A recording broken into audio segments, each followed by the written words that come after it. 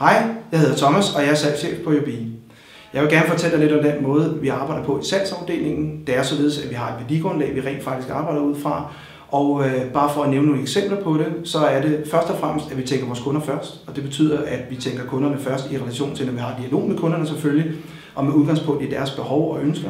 Og så er det selvfølgelig også, når vi tilrettelægger vores daglige arbejde internt, hvor vi selvfølgelig tager udgangspunkt i det, hvordan vil kunderne synes om de forslag, vi kommer med. Så vi hele tiden har kundehatten på.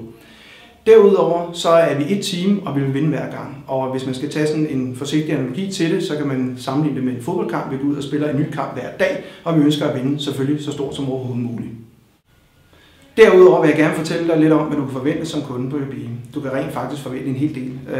Vi stiller store krav til os selv, og du kan også forvente at stille store krav til os. Et af de ting, vi lægger meget vægt på, det er at yde en høj professionel rådgivning, og med det mener jeg rent faktisk, at vi gør meget ud af at forstå netop, hvad dit behov er, budskaberne, hvad er det for en effekt, du ønsker at opnå med din kampagne. Og det er jo selvfølgelig for, at vi bedre kan tilrettelægge størst mulig effekt ud af din kampagne på tværs af UBI og de relaterede sites og partnere, vi arbejder sammen med.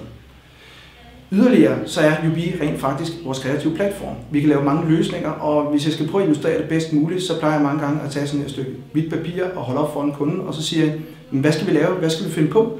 Fordi at faktisk alt kan lade sig gøre. Hvis vi har den rigtige idé, det giver mening for annoncøren, mening for vores brugere, selvfølgelig også mening for vores forretning, jamen så klart, så er der faktisk ingen begrænsninger i, hvad vi kan foretage os på det område.